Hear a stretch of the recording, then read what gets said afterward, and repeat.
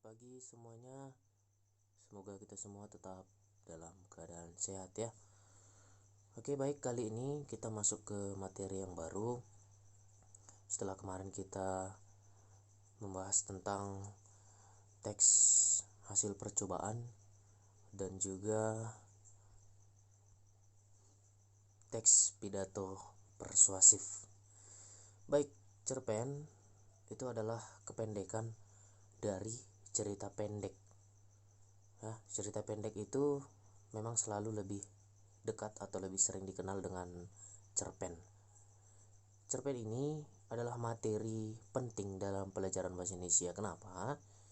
Karena pembelajaran tentang cerpen ini ada tujuannya agar para pelajar di Indonesia, terutama kalian juga, dapat memahami sebuah teks cerpen secara utuh. Seperti yang kita ketahui, banyak penyair, banyak penulis yang memiliki cerpen, dan biasanya kalian di usia kalian lah yang sangat meminati buku cerpen tersebut, baik dari Indonesia atau baik pun dari luar negeri. Teks cerpen itu harus utuh. Utuh itu artinya tidak hanya sekedar membaca atau menulis cerpen itu secara ala kadarnya, namun lebih dari itu, para pelajar atau kalian dituntut untuk dapat memahami bagaimana ciri-ciri cerpen itu, lalu bagaimana unsur-unsur yang ada di dalam teks cerpen. Nah, nanti kita akan bahas bagaimana unsur-unsur atau apa saja unsur-unsur yang ada di dalam teks cerpen. Nah, sebuah cerpen yang diproduksi itu biasanya tidak hanya sekedar untuk menyampaikan hiburan aja atau hanya sekedar dibaca semata, tetapi teks cerpen ini memiliki ciri-ciri khusus dan yang bisa membuat kita bisa mengenali dari isinya dan bisa kita pahami isinya. Selain itu, di dalam teks itu juga nanti akan ada strukturnya. Nah, itu yang akan kita bahas di pagi hari ini.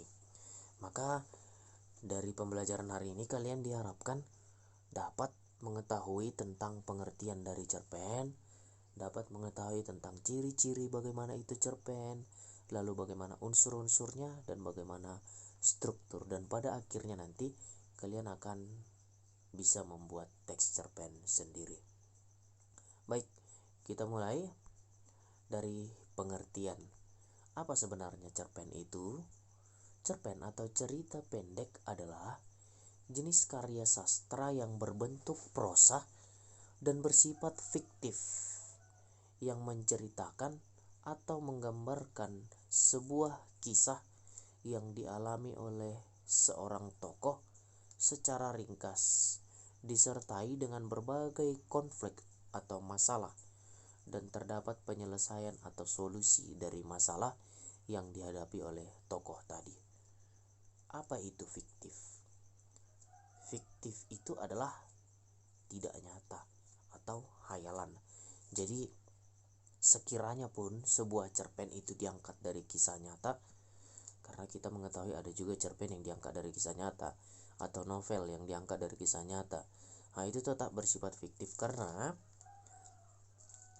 hayalanlah yang bekerja dalam membuat cerita pendek ini. Nah, itu dia. Lalu setelah ada fiktif, maka jika kita membayangkan sesuatu, ada seorang tokoh, ada masalahnya, ada konfliknya. Dan konflik itulah yang akan diberi penyelesaian oleh penulis di dalam sebuah cerpen. Selanjutnya, kita mau lihat bagaimana ciri-ciri cerpen itu. Cerpen pasti berbeda dengan novel kalaupun sama-sama berisi cerita. Kita lihat ciri-cirinya. Yang pertama, cerpen itu kurang dari 10.000 kata. Ya, tidak lebih dari 10.000 kata. Kalau lebih bagaimana, Pak? Oke, baik, kalau lebih itu pasti akan masuk ke jenis cerita yang lain.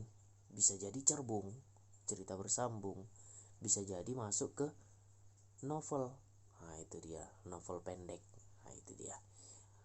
Jadi tidak lebih dari 10.000 kata ya, tidak lebih dari 10.000 kata. Paling kalau dituliskan atau diketikkan itu paling maksimal itu 8 halaman, bukan 8 lembar ya, 8 halaman. Selanjutnya, cerpen itu harus selesai dibaca sekali duduk. Artinya kita baca cerpen tidak boleh cerpen itu kepanjangan. Kalau kepanjangan pasti kita misalnya duduk lalu baca cerpen, sebentar lagi kita sudah mengerjakan pekerjaan lain, lalu kita kembali lagi ke cerpen itu. Tidak seperti itu. Kalau yang itu namanya novel. Jadi cerpen itu tidak boleh terlalu panjang, karena kita harus baca, kita duduk, kita selesaikan cerpen itu 10 menit, selesai kita baca. Itu dia. Jangan panjang-panjang juga. Yang selanjutnya bersifat fiktif. Tadi sudah dijelaskan. Fiktif itu artinya adalah bersifat hayalan atau imajinasi dan tidak nyata. Itu dia. Selanjutnya, hanya memiliki satu alur. Kalau di novel ya, kalau kita lihat di novel, antara bab 1 atau bagian 1 dengan bagian kedua bisa berbeda. Mungkin bagian 1 alurnya alur maju, masuk ke bagian kedua dia menjadi alur mundur, masuk dia ke bagian ketiga menjadi alur campuran, dan lain sebagainya. Tapi kalau dalam cerpen ini hanya memiliki satu alur. Apakah alur maju, apakah alur mundur. Jadi sampai selesai dia hanya menggunakan satu alur saja, atau disebut juga dengan alur tunggal. Yang selanjutnya, yang kelima, isi dari cerita ini berasal dari kehidupan sehari-hari. Kehidupan sehari-hari di sini maksudnya adalah bisa misalnya seorang penulis membuat cerita itu berdasarkan pengalamannya pribadi, atau pengalaman temannya atau sahabatnya, pengalaman orang tuanya atau adiknya yang pernah terjadi pada mereka, lalu diangkat menjadi sebuah cerpen. Itulah isi cerita dalam cerpen ini. Jadi berasal dari kehidupan sehari-hari juga. Yang selanjutnya, penggunaan kata-kata ini dalam cerpen itu mudah dipahami. Ya, mudah dipahami.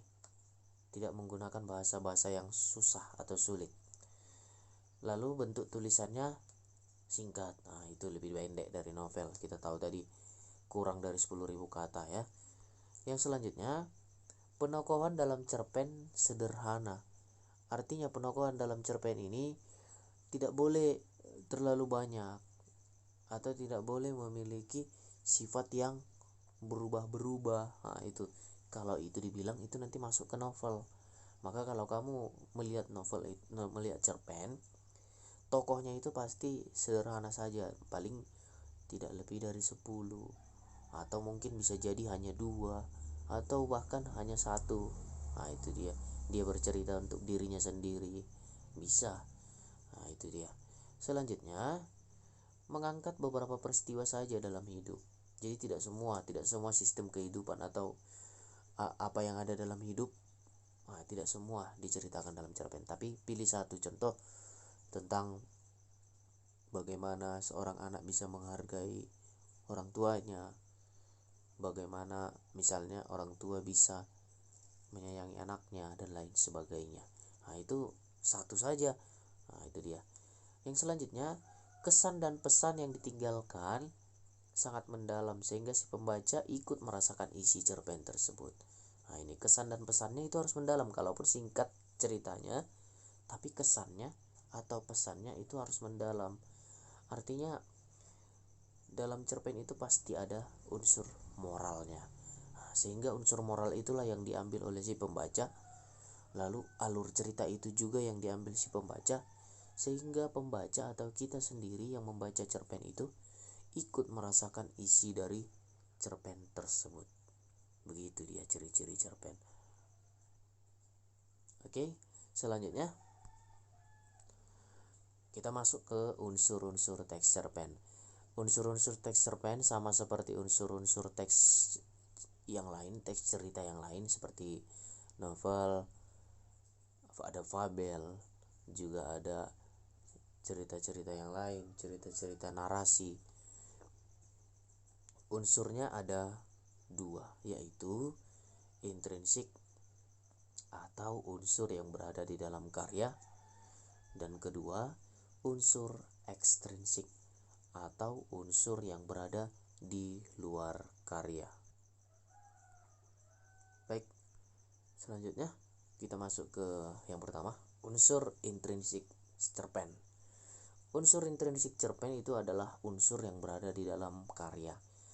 Yang pertama itu ada tema.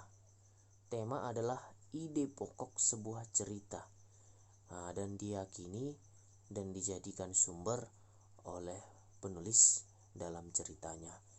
Perhatikan, tema itu berbeda dengan judul, ya. Itu jangan sampai lupa. Tema itu adalah inti dari keseluruhan, sementara judul adalah perwakilan dari salah satu yang bisa diambil dari sebuah tema. Kalau misalnya temanya tentang pendidikan, maka judulnya seorang siswa yang berprestasi contohnya. Itu dia judul.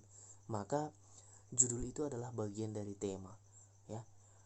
Dan bisa nggak tema itu dijadikan judul? Bisa, tapi sangat jarang sekali. Misalnya temanya tentang pendidikan anak, lalu judulnya pendidikan anak, itu tidak jadi masalah. Yang pasti kalau kita mau mengetahui bagaimana itu sebuah tema, kita harus baca seluruh teksnya, sehingga kita bisa simpulkan apa ide atau apa inti dari cerita tersebut. Itu dia. Dan itulah yang menjadi sumber pada cerita. Yang kedua, ada latar. Latar itu dibagi 3.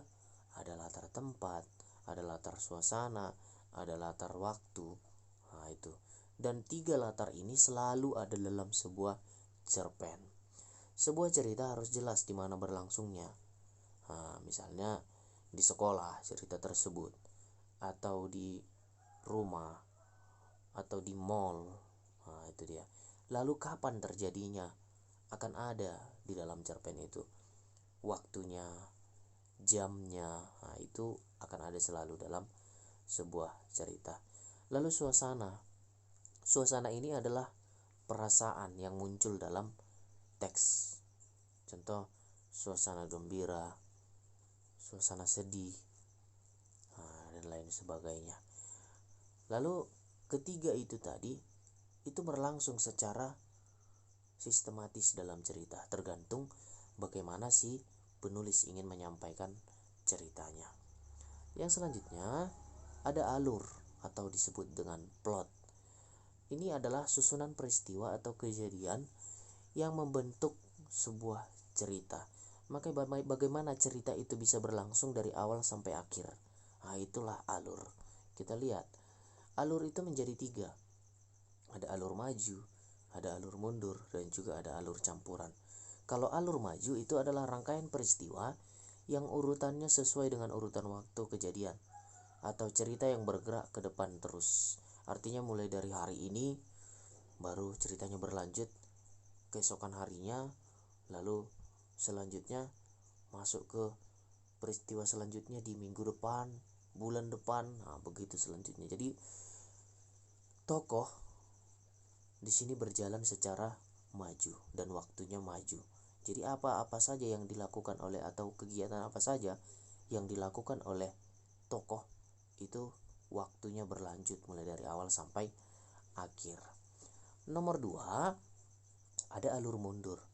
Alur mundur itu adalah rangkaian peristiwa yang susunannya tidak sesuai dengan urutan waktu kejadian, atau ceritanya bergerak mundur. Jadi kalau dibilang bergerak mundur, dia akan langsung menuju pada akhir waktu. Itu akhir waktu pada saat cerita ini akan selesai, atau konflik yang dialami oleh si tokoh langsung menuju klimaks. Lalu mundur ke belakang, apa sebenarnya penyebab dari klimaksnya cerita tersebut, mundur ke belakang. Lalu setelah itu mundur lagi ke belakang, menceritakan apa yang terjadi sebelumnya. Begitulah dia untuk alur mundur. Namun kalau kita lihat, kalau kita perhatikan di dalam penulisan teks cerpen, sangat jarang orang menggunakan alur mundur karena memang sulit untuk membuat rangkaian peristiwa itu susunannya mundur ke belakang. Nah, itu dia. Yang ketiga, ada alur campuran atau biasa disebut dengan zigzag. Nah, itu dia. Alur campuran ini adalah gabungan antara alur maju dan alur mundur. Kalau dia alur maju tadi ke depan, alur mundur ke belakang, maka kalau alur campuran itu bisa maju, bisa mundur. Artinya dalam cerita tersebut kita kasih contoh, jika seseorang misalnya dimulai dari dia anak-anak, lalu dia dewasa, lalu setelah itu dia menikah. Nah, pada saat dia menikah, dia mengingat kembali masa lalunya. Ternyata yang dia nikahin ini adalah teman SMP dia.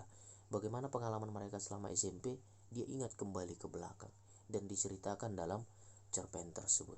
Lalu setelah dia ceritakan selesai, dia kembali ke waktu yang tadi dia menikah. Lalu berlanjut. Nah, begitulah alur campuran. Jadi ada maju dia, mundur kembali ke belakang, lalu kembali lagi ke tempat yang tadi atau ke waktu yang tadi. Atau bisa jadi mundur duluan waktunya, lalu mulai dari mundur itu maju kembali ke waktu-waktu selanjutnya. Nah, begitulah dia untuk alur campuran. Jadi alur campuran ini memang yang paling sering digunakan oleh penulis dalam menulis cerpennya. Kenapa?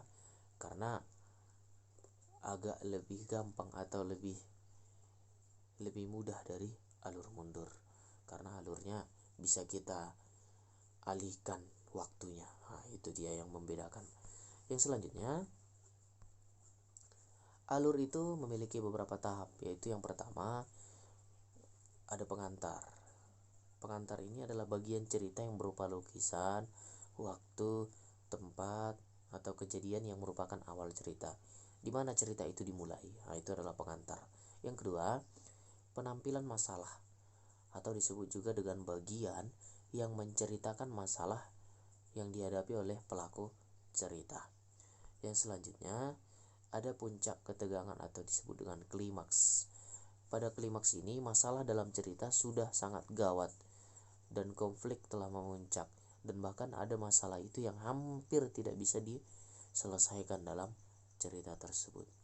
Yang keempat, ada ketegangan menurun atau anti klimaks. Maka di sini masalah yang muncul tadi berangsur-angsur dapat diatasi atau berangsur-angsur menurun kegawatannya atau menurun kekhawatirannya. Nah, itu dia. Yang selanjutnya, ada penyelesaian atau disebut dengan resolusi.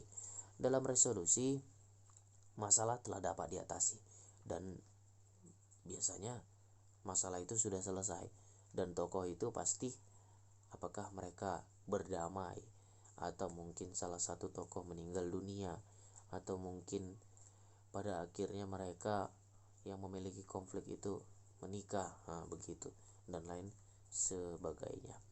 Selanjutnya ada perwatakan.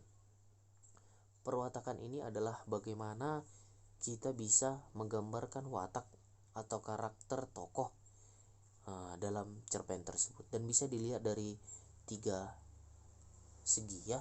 Yang pertama, dari dialog tokoh. Kalau ada tokoh yang dialognya itu selalu marah-marah, ada tokoh yang di dalam teks itu selalu tidak bisa mengontrol emosinya, maka kita bisa langsung wataknya bisa langsung kita ketahui apa wataknya. Ya pasti pemarah dia orangnya. Nah, itu. Atau dari dialognya dia selalu lembut berkata, setiap ada masalah juga dia mengatakan dengan cara yang lembut. Nah, maka watak tokoh itu pasti bisa ketahui, pasti dia baik atau lemah lembut dan lain sebagainya. Yang selanjutnya, penjelasan tokoh. Ada watak yang dalam ceritanya itu dia menjelaskan secara langsung bagaimana sifat-sifatnya. Nah, ini biasanya dia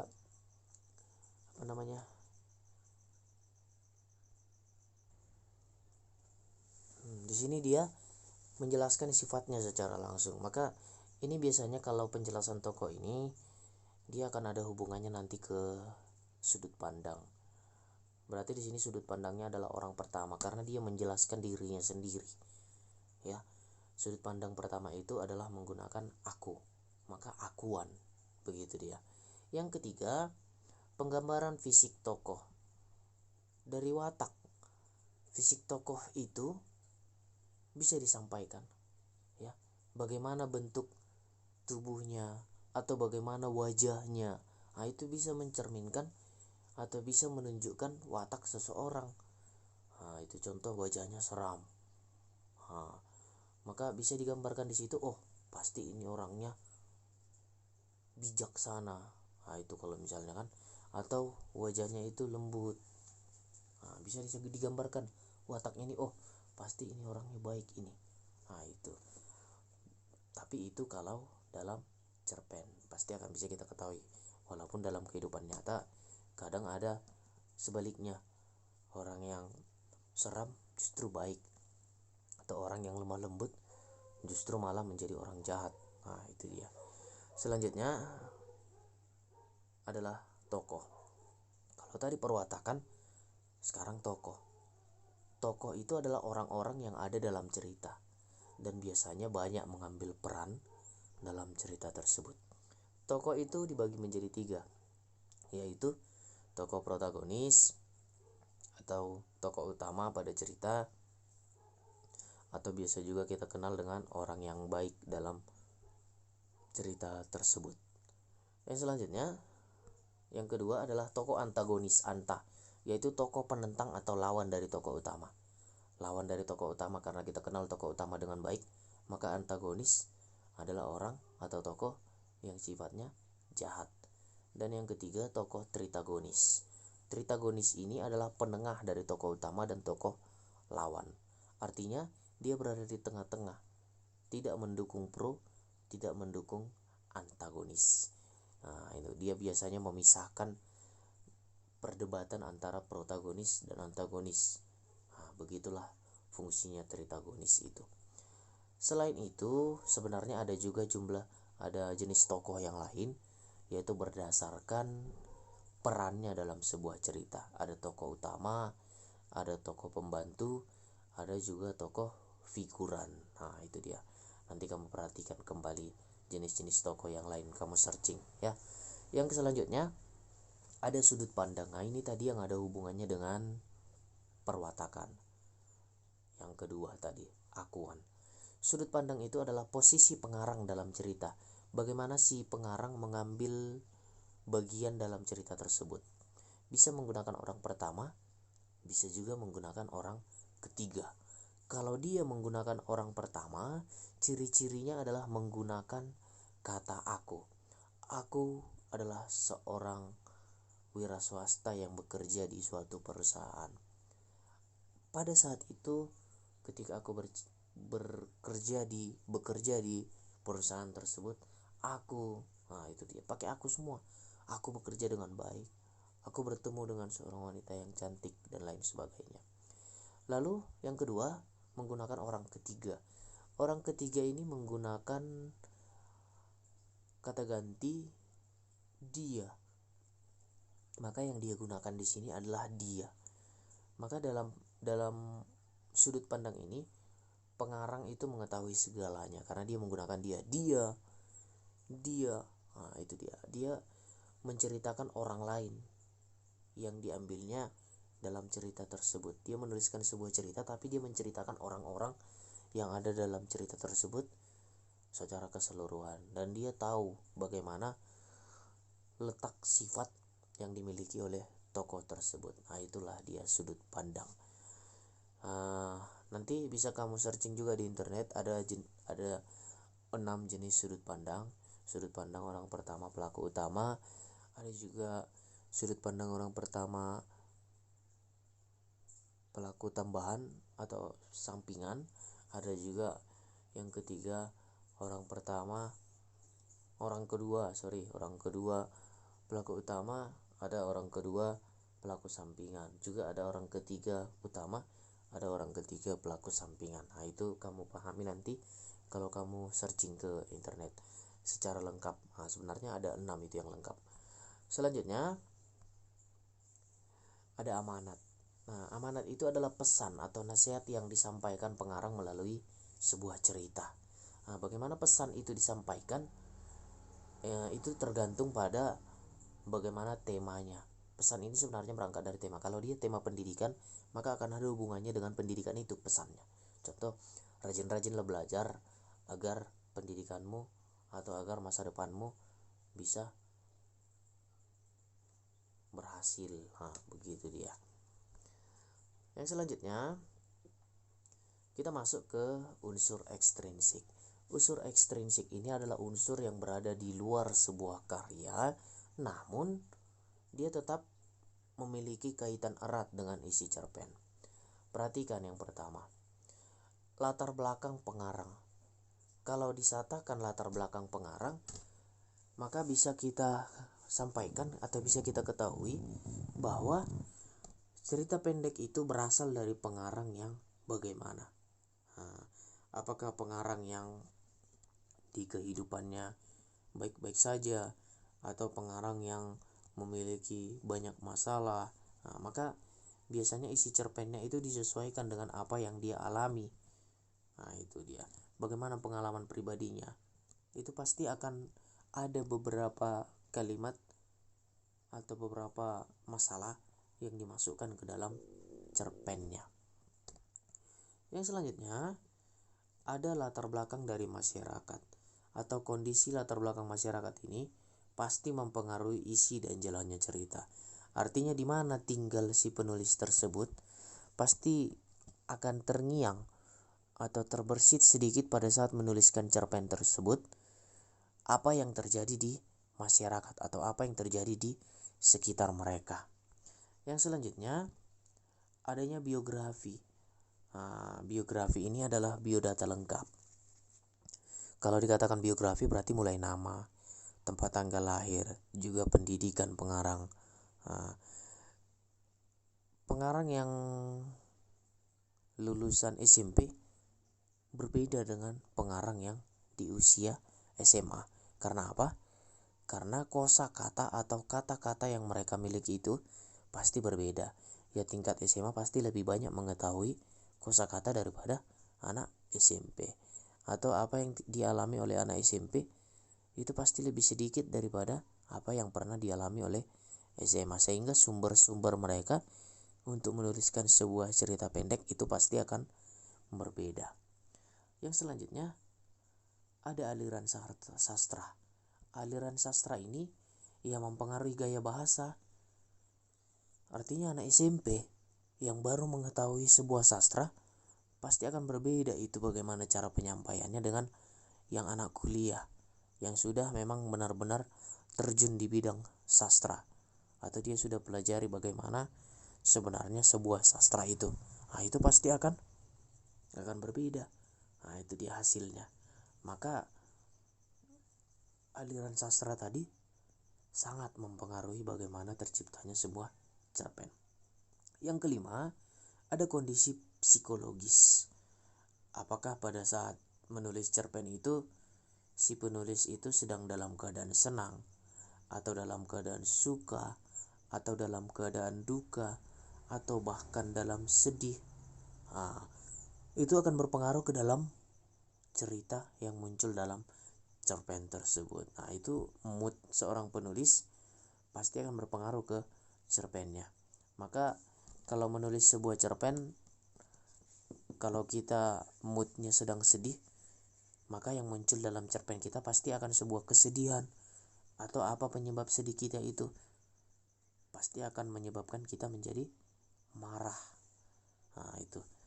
Lalu seorang penulis yang bercerita pada saat moodnya sedang senang, pasti dia akan ceritakan tentang hal-hal yang senang, tentang jatuh cinta, tentang mendapatkan kebahagiaan, dan lain sebagainya. Selanjutnya, ada beberapa fungsi sastra sebenarnya dalam cerpen itu. Yang pertama, fungsinya sebagai rekreatif, yaitu memberikan kesenangan, memberikan kegembiraan, serta menghibur para pembaca, dan juga mendidik karena ada nilai moralnya. Ya, ada pesan tadi yang diambil dari cerpen tersebut. Yang kedua, ada fungsi estetis. Estetis itu adalah keindahan. Jadi cerpen itu bisa memberi keindahan bagi para pembaca. Keindahannya dari segi apa? Dari segi bernalar, dari segi berhayal. Nah, itulah keindahan yang diberikan oleh cerpen. Yang ketiga, fungsi moralitas. Fungsi moralitas ini kita ambil dari pesannya tadi, amanatnya. Mengandung nilai moral cerpen tersebut. Sehingga para pembaca itu bisa mengetahui moral yang baik dan moral yang tidak baik bagi diri si pembaca. Yang keempat itu fungsi religiusitas atau keagamaan. Fungsi ini mengandung ajaran agama yang dapat dijadikan teladan bagi para pembaca. Maka ada unsur keagamaannya juga dalam cerpen tersebut. Baik, selanjutnya kita masuk ke struktur. Struktur teks cerpen itu ada terbagi 3 secara umum, yaitu orientasi, komplikasi, dan resolusi. Nah, bisa ditambahkan dengan koda.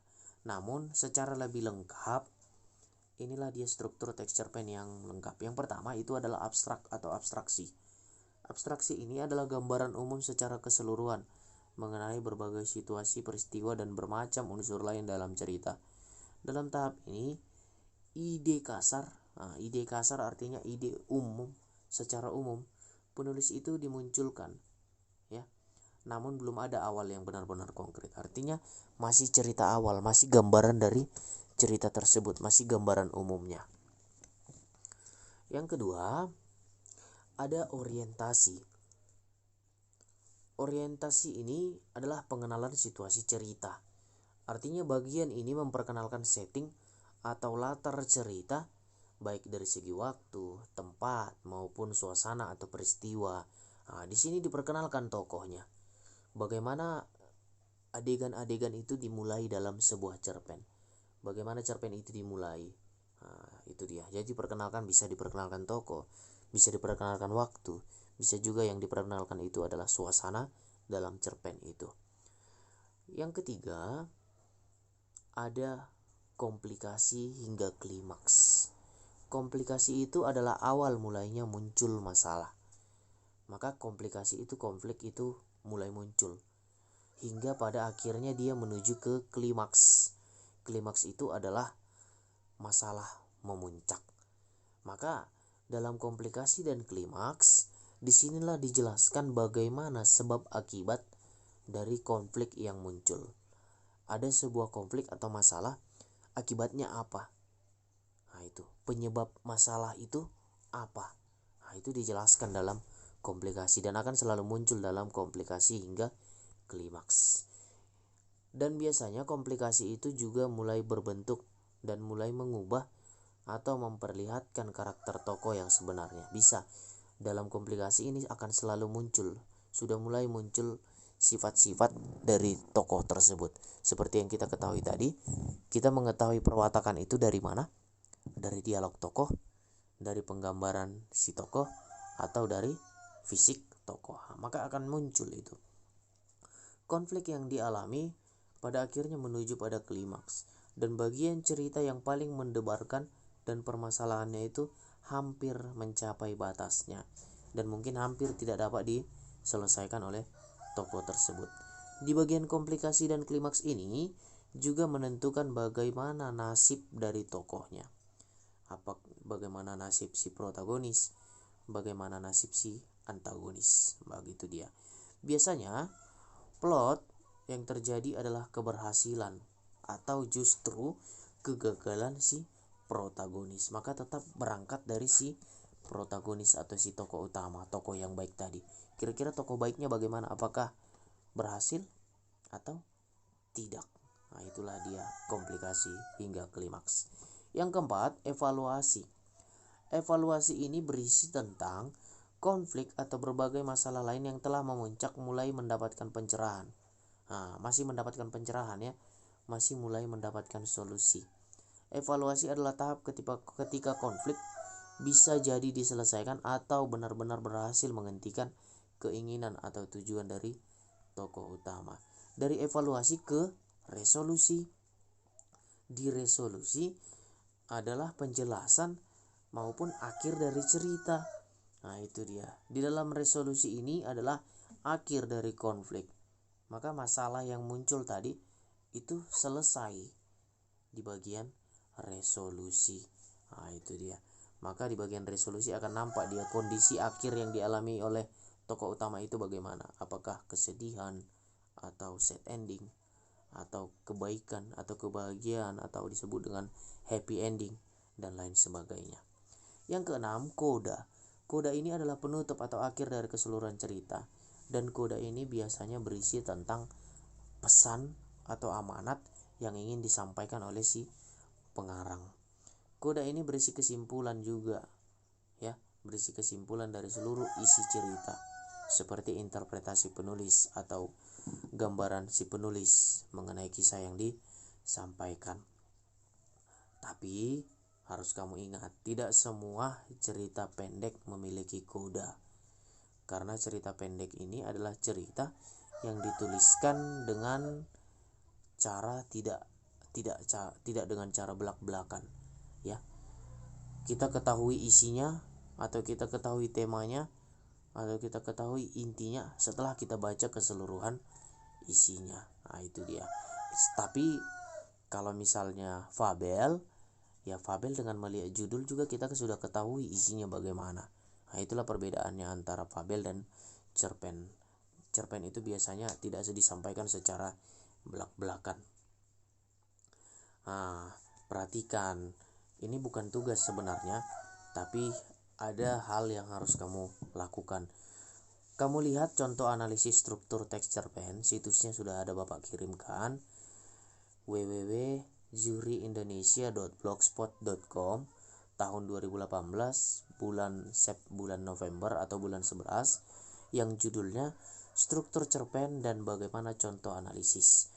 Nah, analisis nanti yang kamu baca mulai dari cerpennya, lalu kamu baca juga analisisnya, bagaimana langkah-langkah untuk menganalisis unsur-unsur dari cerpen tersebut, baik dari segi unsur maupun dari segi struktur. Nah, ini tugasmu, hanya membaca contoh analisis ini, lalu kamu pahami bagaimana sebenarnya untuk melihat analisis cerpen tersebut.